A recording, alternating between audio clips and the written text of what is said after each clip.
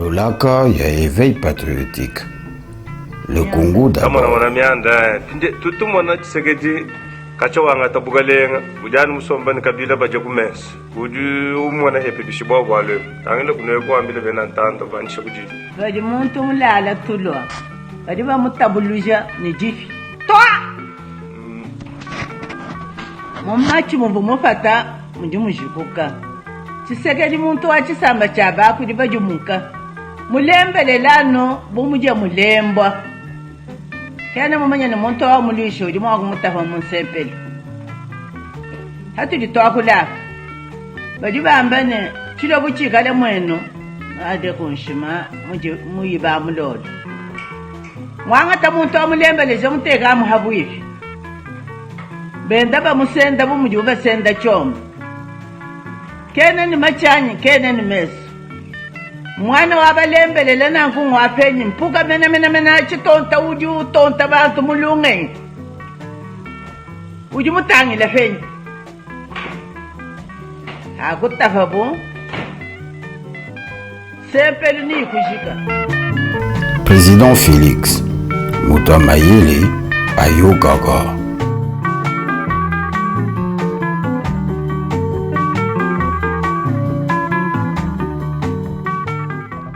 Le pays va tellement à la déprime que bientôt un petit pays ou un grand pays quelconque naîtrait avec des idées expansionnistes en Afrique, viendrait un jour planter son drapeau aux Zaïre et dire bon, je vous fais marcher au pas.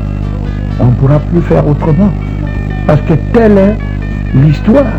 On ne sait pas d'où viendra le vent de l'impérialisme ou de l'expansionnisme. Président Félix Mutamayele Ayogaga. L'est de ce pays est devenu la zone la plus meurtrière du monde. Des réfugiés de toutes sortes, beaucoup de Hutus rwandais, des génocidaires en fuite, des guérillas par dizaines menées par des seigneurs de la guerre s'affrontent et commettent des massacres sur un sol gorgé de diamants, de minerais précieux et de bois rares qui financent les tueries. Le Rwanda est très actif dans cet enfer. Vous dites que c'est un enfer, c'est-à-dire? Depuis 1997, c'est-à-dire beaucoup plus que le génocide lui-même. Il y a 17 000 soldats de l'ONU sur place, en grande partie impuissants. C'est la plus grande opération extérieure des Nations Unies. Alors les pandémies tuent énormément, mais parmi les horreurs, les rafles d'enfants pour en faire de la chair à canon et le viol de masse des femmes. Il y a plus d'1 million de séropositifs en RDC où le sida est devenu une arme de destruction massive. Après le génocide, les massacres continuent aux alentours. Président Félix Mutamayele Ayogaga. J'ai eu à travailler avec M. Alexis Tambo Mamba à l'époque du RCD. J'étais dans de la rébellion en 98, 99, 99 et tout ça, j'étais dans son cabinet. Je sais très bien, je peux prendre à témoin Maître Azaré Zoudewa. Il était le patron de la diplomatie du RCD. C'est lui qui avait demandé à ce qu'on puisse abattre cet avion-là. Et il y a eu mort d'homme. Vous comprenez, la justice ne peut pas lâcher ce genre de choses. Ce sont des crimes contre l'humanité, imprescriptibles. Et nous ne pouvons pas porter ce genre de personnage à la tête du Sénat de notre République. Président Félix Mutamayele Ayogaga. Biso ba combattant résistant tozali wapi. Bomoni nyonso elobami awa tolobeli la classe politique et cette classe politique biso moko tobenga yango opposition d'accompagnement. Pourquoi? Parce que mboka na biso ezali na occupation. Et cette occupation ezali biso likambo ko bomba te elingi ko battre que pour moi na mboka zu pouvoir occupation ekei. Ceci na biso ezali ya ko protéger pouvoir au batu oyo bango babengaka ba décideur bazolo babalobi. Monsieur Mugaza, c'est moi, hein? Monsieur Mugaza, vous avez la chance na erreur oyo Kabila asali ya kozongisela bino ba congolais pouvoir. quel que soit deal oyo ndeko na bino a signé na Kabila, mais Kabila azali sous présidenté, azali vulnérable, c'est-à-dire que azali sous protégé na immunité présidentielle. Ce qui président na bino a eu conscience et qui a eu confiance il y a peuple où azali les seuls licence batunyo so babangaka.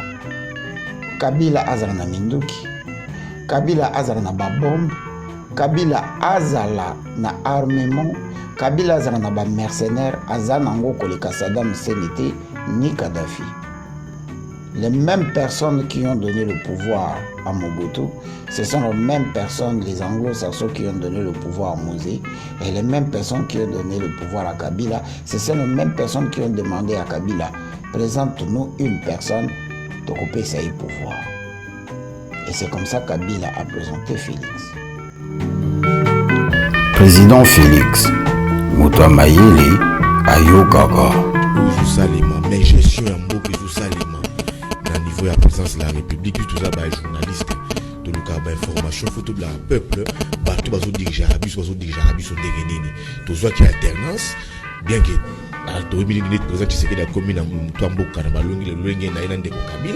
mais quand même, ils ont dirigé Mboka. Mais disons, la gestion Mboka, pourquoi Moto Oyazali côté à président Tshisekedi, directeur de cabinet Vital Kamerhe, Azo Sala Makambo Moko Yabo Soto na président de la présidence de la République. Yabo Joba Pona Kanyaka. Pona Kanyaka di câble de chef de l'État. Nga gazine dans la face nga moto ide pes. Tout va soigner de Félix, parce que président Bango, autochtone babé mato il prend Vital Kamerhe. Ndeko Vital Kamerhe ba kusema ba créer gouvernement parallèle. Na kati ya présidence oyo ndeko Félix Tshisekedi azo maîtriser te bazo ko yibaka a masse mbongo l'État. Président Félix, Moutoua Mayele, Ayo Gaga. Donc quand vous n'avez pas gagné les élections, vous ne pouvez pas prétendre et encore moins être en position de force pour pouvoir imposer quoi que ce soit.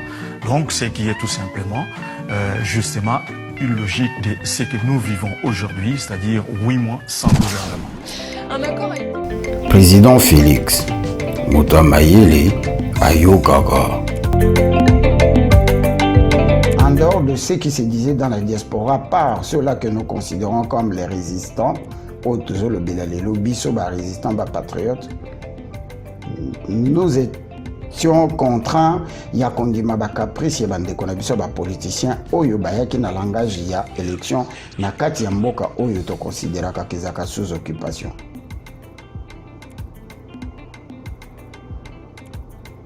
Ba effort nyonso to salaki na kati ya diaspora, et comme à un moment où il fallait qu'on lie yango de question qui n'a katala qu'on lie befort auto salaki na bande qu'on a biso 80 millions de Congolais au Batikana na Kinshasa. Donc le 14 millions de Congolais au bazali na diaspora, ceux qui to kati bangonda mundambo to kamati bawo ba mi bengaka ba combattants résistants patriotes.